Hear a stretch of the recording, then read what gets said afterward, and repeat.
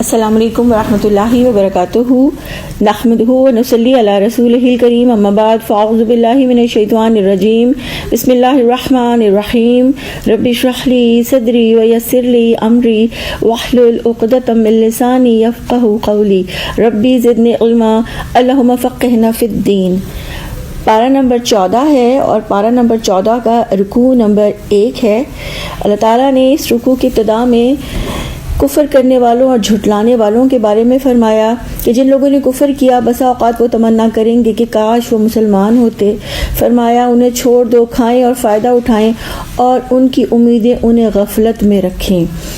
امیدوں کے حوالے سے اللہ کے رسول صلی اللہ علیہ وآلہ وسلم نے فرمایا کہ 4 چیزیں بدبختی کی علامت ہیں۔ نمبر 1 آنکھ سے آنسو نہ بہنا، نمبر 2 دل کا سخت ہو جانا، نمبر 3 لمبی لمبی امیدیں باندھنا، اور نمبر 4 دنیا کی حرص میں مبتلا رہنا۔ پھر اللہ تعالیٰ نے اس رکوع میں فرمایا سو وہ جلد ہی جان لیں گے، پھر وہ اس پر پچھتائیں گے، اور فرمایا کہ ان کی ہلاکت کے لیے وقت مقرر ہے اور ان کی جھوٹی امیدیں انہیں بچا نہ سکیں گی۔ پھر اللہ تعالیٰ نے قرآن پاک کا ذکر فرمایا کہ اللہ کی کتاب ہے، یہ صاف صاف آیات ہیں جن کے ذریعے اللہ تعالیٰ اپنا مدعا کو واضح کرتے ہیں، اور اس کو اللہ نے نازل کیا اور اللہ ہی نے اس کی حفاظت کی ذمہ داری بھی لی ہے، اور فرمایا کہ قرآن کا انکار کرنے والے پچھتائیں گے کہ کاش ہم نے سر تسلیم خم کر لیا ہوتا۔ پھر رسول اللہ صلی اللہ علیہ وآلہ وسلم کے بارے میں فرمایا کہ لوگ ان پر اعتراض کرتے ہیں کہ جس پر یہ ذکر نازل ہوا وہ دیوانہ ہے، اگر سچا ہے تو فرشتوں کو کیوں نہیں لے آتا؟ تو آپ صلی اللہ علیہ وسلم کو تسلی دیتے ہوئے اللہ تعالیٰ نے فرمایا کہ آپ سے پہلے بھی رسولوں کا مذاق اڑایا گیا، اور پھر فرمایا کہ یہ برتاؤ انسانوں کا اپنی مخلص رہنماؤں کے ساتھ ہمیشہ ہی رہا ہے، اور فرمایا کہ مجرموں کے دلوں میں اللہ کا ذکر سلاخ کی طرح سے گزرتا ہے اور یہ مجرم ایمان نہیں لایا کرتے۔ فرمایا اگر آسمان کا دروازہ ان پر کھول دیا جائے اور دن دہاڑے وہ اس میں چڑھنے لگے تب بھی وہ یہی کہیں گے کہ ہمیں دھوکا ہوا ہے یا ہم پر جادو کر دیا گیا ہے۔ اللہ تعالیٰ نے فرمایا کہ ہر قوم پر اللہ تعالیٰ اپنی حجت تمام کر دیتے ہیں اور ہر قوم کی ہلاکت کے لیے خاص مہلت مقرر ہے، اور کوئی قوم اپنی مقررہ وقت سے پہلے نہ چھوٹ سکتی ہے نہ ہلاک ہو سکتی ہے۔ تو اس رکوع سے اپنے لیے کیا لیا کہ جھوٹی امیدوں سے بچنا ہے انشاءاللہ۔ رکوع نمبر 2 ہے اور موضوع ہے کائنات سے نشانیاں۔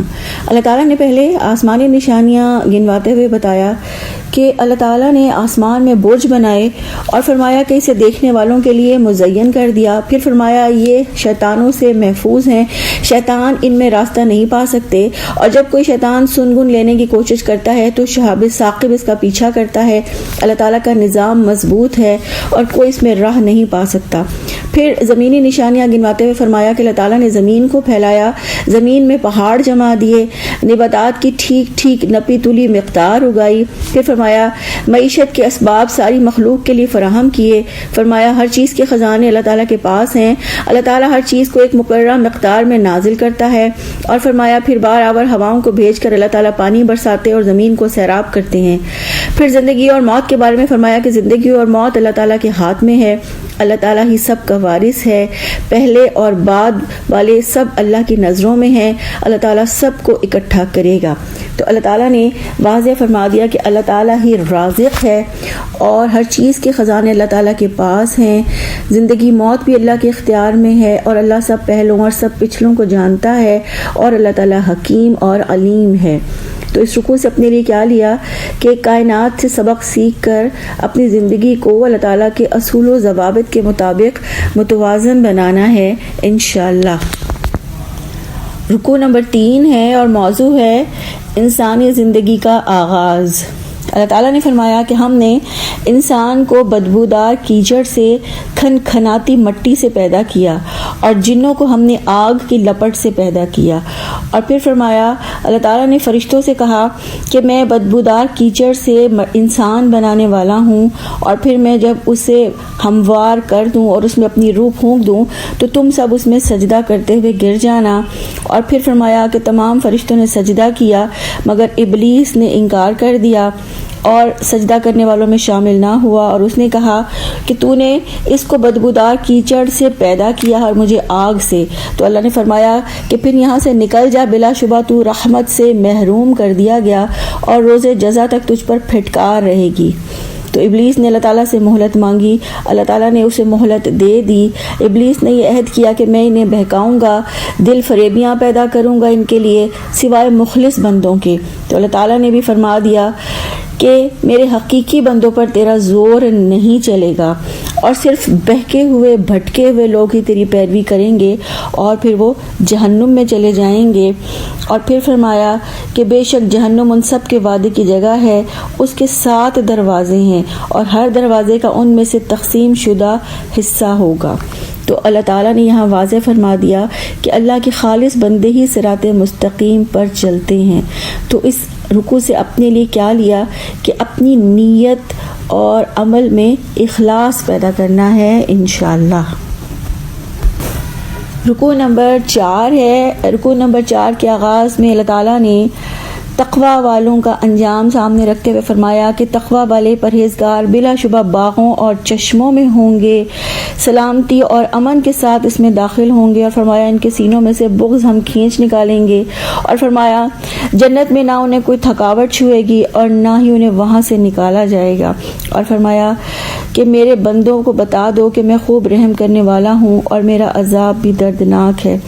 اور پھر اگلے حصے میں اللہ تعالیٰ نے حضرت ابراہیم علیہ السلام کے پاس فرشتوں کی آمد کا ذکر کیا کہ فرشتے ابراہیم علیہ السلام کے پاس داخل ہوئے تو ابراہیم علیہ السلام ان سے خوف زدہ ہوئے، تو انہوں نے کہا کہ خوف نہ کھائیں، ہم آپ کو صاحب علم لڑکے کی خوشخبری دیتے ہیں۔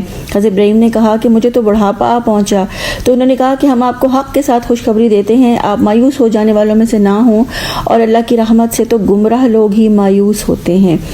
اور پھر حضرت ابراہیم علیہ السلام نے فرشتوں سے ان کی آمد کا مقصد دریافت کیا، تو انہوں نے جواب دیا کہ ہم مجرم قوم کی طرف بھیجے گئے ہیں، یعنی لوط علیہ السلام کی قوم کی طرف۔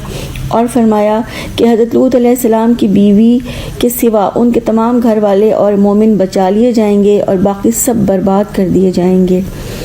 تو اللہ تعالیٰ نے فرمایا کہ اللہ تعالیٰ درگزر کرنے والا ہے اور اللہ کا عذاب بھی دردناک ہے۔ تو اس رکوع سے اپنے لیے کیا لیا کہ اللہ کی رحمت سے کبھی مایوس نہیں ہونا انشاءاللہ۔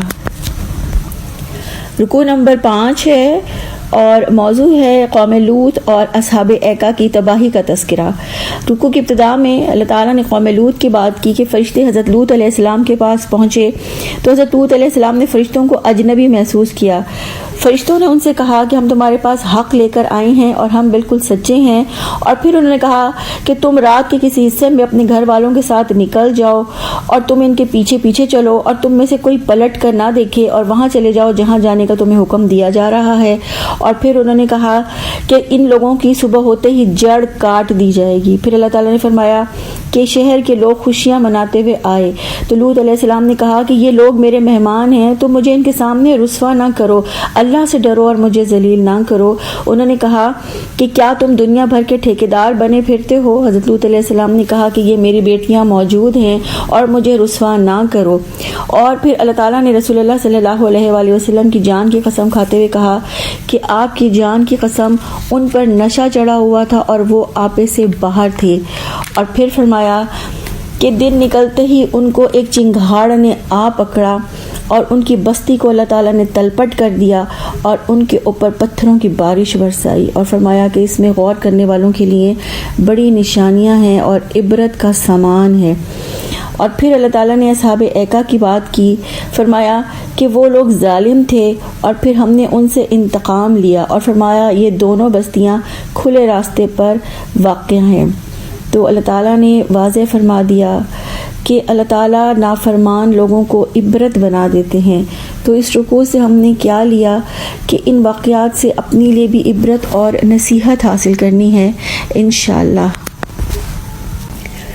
رکوع نمبر 6 ہے، موضوع ہے آخری گھڑی تک رب کے غلام رہو۔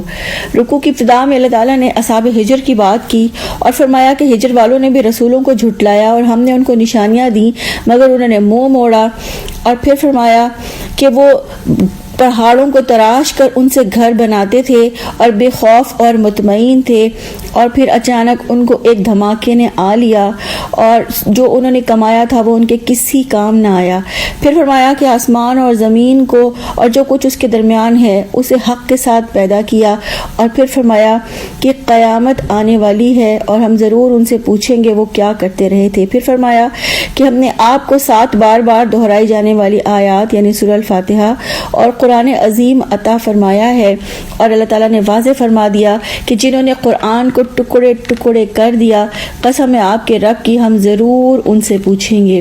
اور پھر فرمایا آپ صلی اللہ علیہ وآلہ وسلم سے کہ آپ متاع دنیا کی طرف مت دیکھیں، ان کی طرف نہ جھکیں اور نہ ہی ان کے لیے دل کو غمزدہ کریں، اور صاف صاف کہہ دیں کہ میں تو صرف ڈرانے والا ہوں۔ اور پھر فرمایا جو آپ کو حکم دیا جا رہا ہے اسے آگے پہنچا دیں، شرک کرنے والوں کی ذرا پرواہ نہ کریں، آپ کا مذاق اڑانے والوں کی خبر لینے کے لیے ہم کافی ہیں۔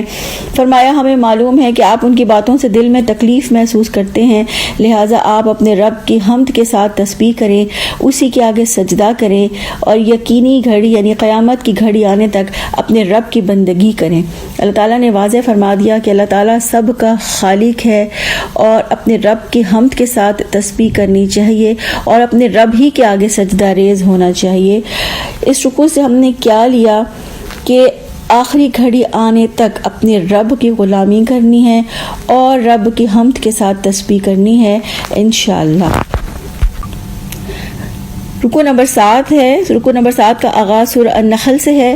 سورہ النحل مکی سورہ ہے، اس میں 128 آیات اور 16 رکوع ہیں۔ آغاز اللہ تعالیٰ کے نام سے جو وسیع رحمت والا بہت رحم کرنے والا ہے۔ اللہ تعالیٰ نے فرمایا کہ اللہ کا فیصلہ آ گیا، چنانچہ تم اس کو جلدی طلب نہ کرو، اللہ تعالیٰ پاک اور بالاتر ہے ان سے جو یہ شریک بناتے ہیں۔ اور پھر فرمایا کہ اللہ تعالیٰ اپنے حکم سے فرشتوں کے ذریعے جس پر چاہتا ہے وہی نازل کرتا ہے، اور فرمایا کہ اللہ تعالیٰ نے آسمان اور زمین کو برحق پیدا کیا، اس کے سوا کوئی معبود نہیں، اللہ تعالیٰ ہی کا حق ہے کہ اس سے ڈرا جائے۔ اللہ تعالیٰ نے انسان کو حقیر بوند سے پیدا کیا، اور فرمایا کہ اللہ تعالیٰ نے تمہارے لیے جانور پیدا کیے جن میں سے کچھ کو تم کھاتے ہو اور کچھ کی کھال کو لباس کے لیے استعمال کرتے ہو، اور کچھ میں دوسرے فائدے بھی ہیں، کچھ میں تمہارے لیے جمال ہے، اور فرمایا کہ کچھ جانوروں کو تم سواری کے لیے استعمال کرتے ہو۔ اور پھر فرمایا کہ اللہ تعالیٰ کی ذمہ داری ہے سیدھا راستہ بتانا، جبکہ راستے ٹیڑھے بھی موجود ہیں، اور اگر وہ چاہتا تو سب کو ہی ہدایت دے دیتا۔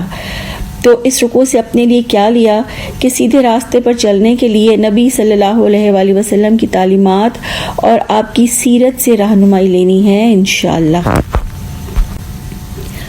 رکوع نمبر 8 ہے اور موضوع ہے اللہ تعالیٰ ہی تو ہے۔ اللہ تعالیٰ نے اس رکوع میں اپنی توحید کے دلائل دیتے ہوئے فرمایا کہ اللہ تعالیٰ نے آسمان سے پانی برسا کر کھیتیاں اگائیں، پھل پیدا کیے، رات اور دن کا بنانے والا اللہ تعالیٰ ہے، اور اللہ تعالیٰ نے ہی سورج، چاند اور تاروں کو مسخر کیا، رنگ رنگ کی چیزیں پیدا کی، سمندر کو مسخر کیا، اس میں سے گوشت حاصل کرتے ہو اور اسی میں سے ایسی چیزیں نکالتے ہو جسے تم زیور کے طور پر استعمال کرتے ہو، اور اللہ تعالیٰ نے آمد و رفت کے لیے ذریعہ بنایا۔ پھر فرمایا اللہ تعالیٰ نے زمین میں پہاڑوں کو میخے کی طرح سے گاڑ دیا تاکہ وہ ڈھلک نہ جائے، اور پھر فرمایا دریا جاری کیے، قدرتی راستے بنائے تاکہ ہدایت پائیں۔ پھر فرمایا زمین میں راستہ بتانے والی علامتیں رکھ دیں اور تاروں کے ذریعے تمہارے راستے کا انتظام کیا، اور پھر فرمایا کیا وہ جو پیدا کرتا ہے اور جو پیدا نہیں کرتے وہ دونوں برابر ہو سکتے ہیں؟ اور پھر فرمایا اگر اللہ کی نعمتوں کو تم گننا چاہو تو تم گن نہیں سکتے۔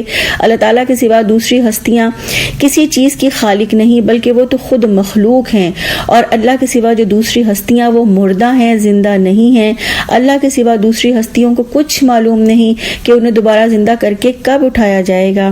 فرمایا اللہ تعالیٰ ہی خالق ہے، اللہ درگزر کرنے والا ہے، اللہ رحیم ہے، اور اللہ کھلے اور چھپے ہر حال سے واقف ہے۔ تو اس رکوع سے اپنے لیے کیا لیا کہ قرآن کی ہدایت سے فائدہ اٹھانے اور آخرت کی کامیابی کے لیے غور و فکر کرنا ہے اور سمجھ بوجھ سے کام لینا ہے اور قرآن سے ہی نصیحتیں حاصل کرنی ہیں انشاءاللہ۔ رکوع نمبر 9 ہے اور موضوع ہے متکبرین کا انجام۔ اللہ تعالیٰ نے اس رکوع میں تکبر کرنے والوں کے بارے میں فرمایا کہ یہ وہ لوگ ہیں جو آخرت کا انکار کرتے ہیں اور ایمان نہیں لاتے۔ انکار ان کے دلوں میں بس کر رہ گیا ہے، جس کی وجہ سے یہ تکبر میں مبتلا ہوئے، اور جب کوئی قرآن کے بارے میں ان سے پوچھتا ہے تو یہ کہتے ہیں کہ یہ تو پچھلے لوگوں کی فرسودہ کہانیاں ہیں۔ فرمایا یہ آخرت کو نہیں مانتے، اور فرمایا کہ قیامت کے روز یہ اپنے ساتھ ساتھ ان لوگوں کے بوجھ بھی اٹھائیں گے جن کو انہوں نے گمراہ کیا۔ اور فرمایا اللہ تعالیٰ ایک ہے، اور اللہ تعالیٰ تکبر کرنے والوں کی کھلے اور چھپے کرتوت جانتا ہے، اور اللہ تعالیٰ غرور اور نفس میں مبتلا ہوئے لوگوں کو ہرگز پسند نہیں کرتا۔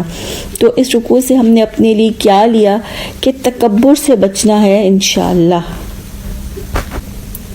رکوع نمبر 10 ہے اور موضوع ہے متکبرین اور متقین کا انجام۔ اللہ تعالیٰ نے رکوع کے پہلے حصے میں متکبرین کی بات کی۔ اللہ تعالیٰ نے فرمایا کہ دنیا میں ان کی مکر کی عمارت کو اللہ تعالیٰ نے اکھاڑ پھینکا، اور اللہ تعالیٰ ان پر ایسے رخ سے عذاب لایا جہاں سے ان کو گمان بھی نہیں تھا، اور فرمایا کہ حشر کے میدان میں اللہ تعالیٰ ان کو ذلیل اور رسوا کر دے گا۔ اللہ تعالیٰ پوچھیں گے کہ کہاں ہیں میرے وہ شریک جن کے لیے تم جھگڑا کرتے تھے؟ تو علم والے کہیں گے کہ آج رسوائی اور بدبختی کافروں کے لیے ہے۔ اور پھر فرمایا موت کے فرشتے ان سے کہیں گے کہ جاؤ جہنم کے دروازوں میں سے ہمیشہ کے لیے جہنم میں گھس جاؤ۔ اور پھر فرمایا بڑا ہی برا ٹھکانہ ہے متکبروں کے لیے۔ پھر متقین کے انجام کی بات کی۔ فرمایا جب ان سے پوچھا جاتا ہے کہ تمہارے رب کی طرف سے کیا نازل ہوا تو وہ کہتے ہیں بہترین چیز نازل ہوئی۔ اللہ تعالیٰ نے فرمایا ان کے لیے دنیا میں بھلائی ہے اور آخرت کا گھر ان کے حق میں اچھا ہے، اور دائمی قیام کی جنتیں جہاں نہریں بہتی ہوں گی، سب کچھ ان کی خواہش کے مطابق ہوگا۔ اور موت کے وقت فرشتے کہتے ہیں سلام ہو تم پر، جاؤ جنت میں اپنے اعمال کے بدلے میں۔ پھر اللہ تعالیٰ نے فرمایا کہ کیا اب فرشتوں کا انتظار ہے یا رب کے فیصلوں کا؟ اور فرمایا اس طرح کی ڈھٹائی تو یہ لوگ پہلے بھی کر چکے ہیں۔ اور پھر جو کچھ ہوا وہ اللہ تعالیٰ کا ظلم نہ تھا بلکہ وہ خود اپنے اوپر ظلم کرتے تھے۔ اور فرمایا کہ ان کے کاموں کی خرابیاں ان کے سامنے آ گئیں، جس کا وہ مذاق اڑاتے تھے وہ ان پر مسلط ہو گیا۔ تو اللہ تعالیٰ نے فرما دیا کہ اللہ تعالیٰ انسانوں کے اعمال سے خوب واقف ہے، اور اللہ تعالیٰ کسی پر ظلم نہیں کرتا۔ تو اس رکوع سے اپنے لیے کیا لیا کہ تکبر سے بچنا ہے، اور دوسرے لوگوں کو بھی تکبر کے نقصانات سے آگاہ کرنا ہے، اور یہ حدیث سنانی ہے کہ اللہ کے رسول صلی اللہ علیہ وآلہ وسلم نے فرمایا جس کے دل میں رائی برابر بھی کبر ہوگا وہ جنت میں نہیں جائے گا۔ رکوع نمبر 11 ہے اور موضوع ہے متکبرین کے نقطہ نظر کا رد۔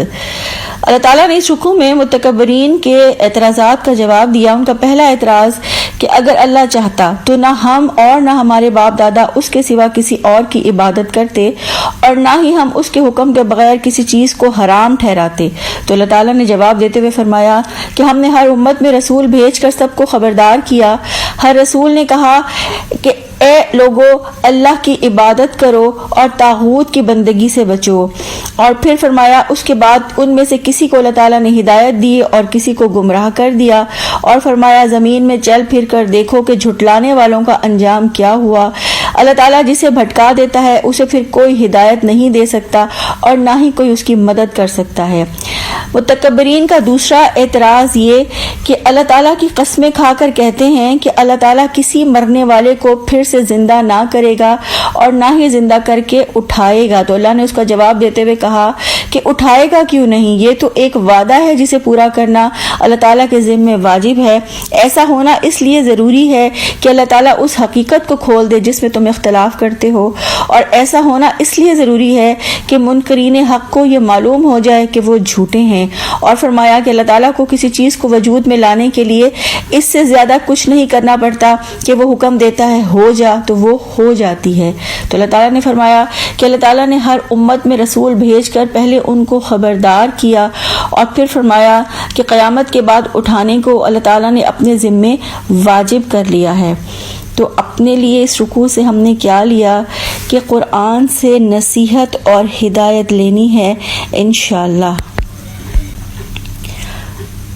رکوع نمبر 12 ہے اور موضوع ہے تکبر فطرت کائنات کے خلاف ہے۔ اللہ تعالیٰ نے رکوع کی ابتدا میں سچے ایمان والوں کی بات کی کہ سچے مومن تو وہ ہیں جنہوں نے ظلم سہنے کے بعد ہجرت کی اور اپنے اوپر ہوئے ظلم پر انہوں نے صبر کیا اور وہ اللہ پر توکل کرتے ہیں۔ اور پھر فرمایا رسولوں کو ہم نے کتابیں اور روشن نشانیاں دے کر بھیجا، اور فرمایا یہ ذکر اس لیے نازل کیا تاکہ آپ لوگوں کو اس کے ذریعے ڈرا دیں اور اس کی وضاحت کریں تاکہ وہ غور و فکر کریں۔ اور پھر فرمایا کہ کیا پیغمبروں کی مخالفت کرنے والے اور ان کی مخالفت میں بدترین چالیں چلنے والے اس بات سے بے خوف ہیں کہ اللہ تعالیٰ ان کو زمین میں دھنسا سکتا ہے یا ایسی جگہ سے ان پر عذاب لا سکتا ہے جہاں سے ان کو وہم و گمان بھی نہ ہو، یا اچانک چلتے پھرتے ایسی حالت پہ انہیں پکڑ سکتا ہے کہ جہاں سے انہیں وہم و گمان بھی نہ ہو۔ اور پھر فرمایا کہ اللہ تعالیٰ انہیں پکڑ سکتا ہے اور وہ اللہ کو عاجز کرنے والے نہیں۔ اور پھر فرمایا کیا وہ دیکھتے نہیں کہ اللہ تعالیٰ کی پیدا کی ہوئی ہر چیز کا سایہ سجدہ کرتے ہوئے دائیں بائیں گرتا ہے، سب اس کے آگے اظہار عاجزی کر رہے ہیں۔ اور پھر فرمایا زمین اور آسمان کی تمام جاندار مخلوقات اور فرشتے اللہ کے آگے سجدہ ریز ہیں، یہ سرکشی نہیں کرتے اور جو ان کے اوپر ہے اس سے ڈرتے ہیں اور جو انہیں حکم دیا جاتا ہے اس کے مطابق یہ کام کرتے ہیں۔ پھر فرمایا اللہ تعالیٰ اپنی خاطر ہجرت کرنے والوں کو دنیا میں اچھا ٹھکانہ اور آخرت میں بڑا اجر دیتے ہیں، اور رب کے بھروسے پر کام کرنے والوں کو بہترین انجام ملے گا۔ پھر فرمایا اللہ تعالیٰ کو عاجز کرنے کی کوئی طاقت نہیں رکھتا، اللہ تعالیٰ بڑا ہی نرم خو اور رحم کرنے والا ہے۔ اور فرمایا کہ اللہ تعالیٰ کی ساری مخلوق اس کے سامنے عاجزی کا اظہار کرتی ہے۔ تو اس رکوع سے اپنے لیے کیا لیا کہ اللہ تعالیٰ کا عاجز بندہ بن کے رہنا ہے اور اللہ تعالیٰ کے راستے پر چلنے اور چلانے کے لیے صبر اور توکل سے کام لینا ہے انشاءاللہ۔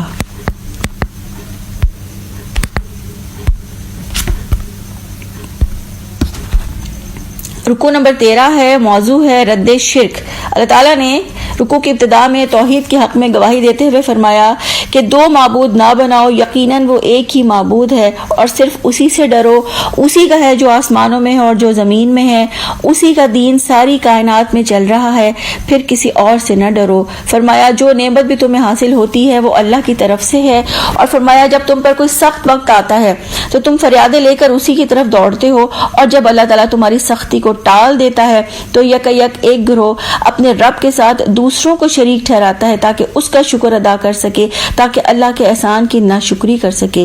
اللہ تعالیٰ نے فرمایا کہ جن کی حقیقت سے یہ واقف نہیں ہیں ان کے حصے انہوں نے ہمارے دیے ہوئے رزق میں سے مقرر کر رکھے ہیں۔ خدا کی قسم تم سے ضرور پوچھا جائے گا کہ یہ جھوٹ تم نے کیسے گھڑ لیے تھے۔ پھر مشرکین کے دوغلے پن کے بارے میں فرمایا کہ یہ اللہ تعالیٰ کے لیے بیٹیاں تجویز کرتے ہیں، اور جب ان کی اپنی بیٹی پیدا ہوتی ہے تو ان کا رویہ کیا ہوتا ہے کہ بیٹی کی پیدائش کا سن کر ان کے چہرے سیاہ پڑ جاتے ہیں، خوف کا گھونٹ پی کر رہ جاتے ہیں، لوگوں سے چھپتے پھرتے ہیں اور سوچتے ہیں کہ ذلت کے ساتھ بیٹی کو لیے رہیں یا مٹی میں دبا دیں۔ اللہ تعالیٰ نے فرمایا کیسے برے حکم ہیں جو یہ اللہ کے بارے میں لگاتے ہیں۔ اللہ تعالیٰ زمین اور آسمان کا اور ساری کائنات کا رب ہے، اور اللہ تعالیٰ سب سے برتر ہے، اور اللہ تعالیٰ ہی سب پر غالب اور حکمت والا ہے۔ تو اس رکوع سے اپنے لیے کیا لیا کہ بیٹی کی پیدائش کو اللہ کی رحمت سمجھ کے خوشیاں منانی ہیں، اور یہ کہ اللہ کی نعمتوں کا بہت زیادہ شکر ادا کرنا ہے انشاءاللہ۔ رکوع نمبر 14 ہے اور موضوع ہے نزول کتاب کا مقصد۔ اللہ تعالیٰ نے انکار کرنے والوں کو جو مہلت دی اس کے بارے میں فرمایا کہ یہ مہلت تو ایک رحمت ہے، اگر اللہ چاہتا تو ان کی زیادتی پر انہیں فوراً ہی پکڑ لیتا اور کسی جان کو نہ چھوڑتا، مگر اللہ تعالیٰ نے ہر ایک کے لیے ایک وقت مقرر کیا ہے، جب وہ وقت آ جاتا ہے تو ایک گھڑی نہ آگے ہو سکتی ہے نہ پیچھے۔ اور پھر فرمایا کہ مشرکین اللہ تعالیٰ کے لیے وہ تجویز کرتے ہیں جو اپنے لیے ناپسند کرتے ہیں۔ فرمایا ان کی زبانیں جھوٹ کہتی ہیں، ان کے لیے دوزخ کی آگ ہے جس میں وہ ضرور پہنچائے جائیں گے۔ پھر شرک کی بات کی کہ ان کے شرک کو شیطان نے ان کے لیے خوشنما بنا دیا ہے اور یہ شیطان کو اپنا سرپرست مان چکے ہیں، اور پھر فرمایا کہ نزول کتاب کا مقصد یہ ہے کہ یہ کتاب رہنمائی اور رحمت ہے ماننے والوں کے لیے، اور تاکہ یہ ان اختلافات کو دور کر دے جس میں لوگ پڑے ہوئے ہیں۔ اور پھر اللہ تعالیٰ نے فرمایا کہ اللہ تعالیٰ نے آسمان سے پانی برسایا اور اس سے مردہ پڑی ہوئی زمین میں جان ڈال دی، اور اس میں نشانی ہے سننے والوں کے لیے۔ پھر فرمایا اللہ تعالیٰ اگر ہر ایک کو اس کی زیادتی پر فوراً پکڑ لیتا تو کوئی بھی زندہ نہ ہوتا، اور فرمایا کہ اللہ تعالیٰ نے ہر قوم کے لیے رسول بھیجے ہیں، اور اللہ تعالیٰ نے اپنی کتاب ہدایت اور رہنمائی بنا کر اتاری ہے، اور اللہ ہی وہی اتار کر دلوں کو زندہ کرتا ہے۔ تو اس رکوع سے اپنے لیے یہ لیا کہ اللہ کی کتاب کو سیکھنا سکھانا ہے انشاءاللہ۔ رکوع نمبر 15 ہے اور موضوع ہے اللہ تعالیٰ علم اور قدرت میں کامل ہے۔ رکوع کی ابتدا میں اللہ تعالیٰ نے مویشیوں کی بات کی کہ اللہ تعالیٰ نے فرمایا کہ تمہارے لیے ان مویشیوں میں ایک سبق ہے، اور ہم تمہیں ان کے پیٹوں کے اندر سے گوبر اور خون کے درمیان سے خالص دودھ پلاتے ہیں جو پینے والوں کے لیے خوشگوار ہوتا ہے۔ اور پھر فرمایا کھجور اور انگور کے پھلوں سے تم نشہ آور چیزیں بھی بناتے ہو، اور اس میں تمہارے لیے رزق بھی ہے۔ پھر شہد کی مکھی کی بات کی کہ اللہ تعالیٰ کی وحی کے مطابق یہ کام کرتی ہے، اور اللہ تعالیٰ نے اس کو یہ الہام کیا کہ پہاڑوں، درختوں اور بیلوں میں چھتے بناؤ، اور پھر ہر طرح کے پھلوں سے رس چوسو۔ اور پھر فرمایا رب کی ہموار کی ہوئی راہوں یعنی سسٹم کے مطابق یہ کام کرتی ہے، اور اس مکھی کے اندر سے رنگ رنگ کا شربت نکلتا ہے جس میں لوگوں کے لیے شفا ہے۔ اللہ کے رسول صلی اللہ علیہ وآلہ وسلم نے فرمایا کہ 2 شفا دینے والی چیزوں کو اپنے اوپر لازم کر لو، شہد اور قرآن۔ پھر اس رکوع میں اللہ تعالیٰ نے فرمایا کہ زندگی اور موت کا خالق اللہ تعالیٰ ہے، اللہ تعالیٰ نے پیدا کیا وہی موت دے گا، اور پھر کسی کو وہ بدترین عمر تک پہنچاتا ہے تاکہ وہ سب کچھ جاننے کے بعد بھی کچھ نہ جانے۔ فرمایا اللہ تعالیٰ علم میں بھی کامل ہے اور قدرت میں بھی کامل ہے۔ تو اس رکوع سے اپنے لیے کیا لیا کہ اللہ تعالیٰ سے اپنا تعلق مضبوط کرنے کے لیے کثرت سے اللہ تعالیٰ کی کائنات پہ غور و فکر کرنا ہے، اور شفا کے لیے شہد اور قرآن کو سے مدد لینی ہے انشاءاللہ۔ رکوع نمبر 16 ہے اور موضوع ہے توحید کے دلائل۔ اللہ تعالیٰ نے فرمایا کہ اللہ تعالیٰ نے تم میں سے بعض کو بعض پر رزق میں فضیلت دی، چنانچہ جن کو فضیلت دی گئی وہ اپنا رزق اپنے غلاموں کو لوٹا دینے والے نہیں ہیں کہ وہ ان کے برابر ہو جائے۔ اور پھر فرمایا کہ ہم نے تمہارے لیے تمہاری ہم جنس بیویاں بنائیں، اور ان بیویوں سے تمہیں بیٹے اور پوتے عطا کیے۔ پھر فرمایا کہ کیا یہ لوگ باطل کو مانتے ہیں اور اللہ کے احسان کا انکار کرتے ہیں، اور اللہ کو چھوڑ کر ان کی عبادت کرتے ہیں جو زمین یا آسمان میں رزق نہیں دے سکتے۔ اور پھر اللہ تعالیٰ نے شرک کی مثال دیتے ہوئے فرمایا کہ ایک غلام ہے جو خود اختیار نہیں رکھتا، اور دوسرا ایسا شخص ہے جو اللہ تعالیٰ کے دیے ہوئے رزق میں سے کھلے اور چھپے خرچ کرتا ہے، کیا یہ دونوں برابر ہو سکتے ہیں؟ اور پھر فرمایا ایک آدمی گونگا بہرا ہے، کوئی کام نہیں کر سکتا، اپنے آقا پر بوجھ ہے، وہ اسے جہاں بھی بھیجے کوئی بھلائی لے کر نہیں آتا، اور دوسرا انصاف کا حکم دیتا ہے اور خود بھی راہ راست پر قائم ہے، کیا یہ دونوں برابر ہو سکتے ہیں؟ اللہ تعالیٰ نے واضح فرمایا کہ اللہ تعالیٰ اپنی بات مثالوں سے سمجھاتا ہے، اور اللہ جانتا ہے اور تم نہیں جانتے، اور اللہ تعالیٰ نے ہی اچھی اچھی چیزیں کھانے کے لیے بنائی ہیں۔ تو اس رکوع سے اپنے لیے کیا لیا کہ شرک سے بچنا ہے انشاءاللہ، اور اللہ تعالیٰ کی نشانیوں پر غور و فکر کرنا ہے انشاءاللہ۔ رکوع نمبر 17 ہے اور موضوع ہے اللہ تعالیٰ کی تخلیقات۔ اللہ تعالیٰ نے رکوع کی ابتدا میں قیامت کی بات کی کہ قیامت کے برپا ہونے کا معاملہ کچھ دیر نہیں لے گا، پلک جھپکنے میں آ جائے گی، اور فرمایا کہ اللہ تعالیٰ سب کچھ کر سکتا ہے۔ پھر اللہ تعالیٰ نے انسان کی پیدائش کے بارے میں فرمایا کہ اللہ تعالیٰ نے تمہیں تمہارے ماؤں کے پیٹوں سے نکالا، تم کچھ نہ جانتے تھے، اللہ تعالیٰ نے تمہیں کان، آنکھیں اور دل دیے، اور فرمایا کہ قیامت کے آنے سے پہلے بھی تم کچھ نہیں جان سکتے۔ پھر اللہ تعالیٰ نے پرندوں کی مثال دیتے ہوئے فرمایا کہ پرندے آسمان میں اللہ کے حکم سے مسخر ہیں، یعنی اللہ تعالیٰ ہی فضاؤں میں پرندوں کو تھام کر رکھتا ہے۔ پھر انسانوں کے گھروں کی مثال دیتے ہوئے فرمایا کہ اللہ تعالیٰ نے گھروں کو سکون کی جگہ بنایا، اور جانوروں کی کھالوں سے سفر اور قیام کے لیے تم خیمے بناتے ہو اور جانوروں کی اون اور بالوں سے پہننے کی اور استعمال کی دوسری چیزیں بناتے ہو۔ پھر فرمایا اللہ تعالیٰ نے سایوں کا انتظام بھی کیا، اللہ تعالیٰ نے پہاڑوں میں محفوظ پناہ گاہیں بخشیں، اور اللہ تعالیٰ نے ہی گرمی سے بچاؤ کے لیے لباس عطا کیا اور جنگ میں حفاظت کے لیے بھی لباس عطا فرمایا۔ پھر فرمایا وہ اپنی نعمتوں کی تکمیل کرتا ہے تاکہ انسان اس کا فرما بردار رہے، اور زمین اور آسمان کے پوشیدہ حقائق کا علم صرف اللہ تعالیٰ ہی کو ہے۔ تو اس رکوع سے اپنے لیے کیا لیا کہ اللہ تعالیٰ کی ہر نعمت پر اس کا شکر ادا کرنا ہے، یعنی اللہ کا شکر گزار بندہ بن کر رہنا ہے انشاءاللہ۔ رکوع نمبر 18 ہے اور موضوع ہے قیامت میں کافروں کے حالات۔